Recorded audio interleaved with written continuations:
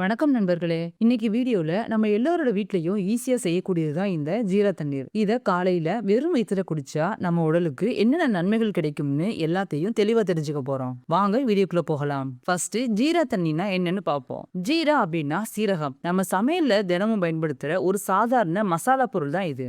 ஆனா இந்த சீரகத்தை தண்ணியில ஊற வச்சு குடிச்சா அதுல இருக்கிற antioxidants, iron, magnesium, potassium இவையெல்லாம் நம்ம உடம்புக்கு மருந்தா வேலை செய்யும். ஜீரா தண்ணீர் குடிச்சா வயிறு உப்புசம், கேஸ், மலச்சிக்கல் ப்ராப்ளம் இருந்தா சரியாகும். ஏன்னா சீரகம் டைஜஸ்டிவ் என்சைம்ஸை ஆக்டிவேட் பண்ணும். சாப்பிட்ட உணவு நல்லா செரிமானாக உதவும். நிறைய பேர் கேட்கிற கேள்வி, ஜீரா தண்ணி குடிச்சா வெயிட் லாஸ் ஆகுமான்னு தான். ஆமாங்க, ஜீரா தண்ணீர் மெட்டபாலிசத்தை அதிகரிக்கும், கொழுப்பு சேர்றதை தடுக்கும், பெல்லி ஃபேட்டை மெதுவா குறைக்கும். ஆனா இதை மட்டும் குடிச்சா போதாது, ஹெல்த்தியான ஃபுட்டும் சாப்பிடணும். டெய்லி வாக்கிங் அவசியமா போகணும். சுகர் ப்ராப்ளம் உள்ளவங்க ஜீரா தண்ணீர் குடிக்கிறது ரொம்பவே யூஸ்ஃபுல்லா இருக்கும். பிளட் சுகரை ஸ்பைக் ஆகாம தடுக்கும், இன்சுலின் சென்சிட்டிவிட்டியை இம்ப்ரூவ் பண்ணும். மருந்து சாப்பிடுறவங்க டாக்டர் அட்வைஸ்க்கு பின்ன குடிக்கிறது நல்லது. ஜீரா தண்ணீர் பேட் கொலஸ்ட்ரால குறைக்கும், பிளட் சர்க்குலேஷனை மேம்படுத்தும். ஜீரா தண்ணீர் குடிச்சா ஹார்ட் அட்டாக் ரிஸ்க் குறையும். இதுல இருக்கிற பொட்டாசியம் பிபியை பேலன்ஸ் பண்றதுக்கு உதவும். ஜீரா தண்ணீர் குடிச்சா ஸ்கின் க்ளோ அதிகரிக்கும், முகப்பரு குறையும், ஹேர் ஃபால் குறையும்.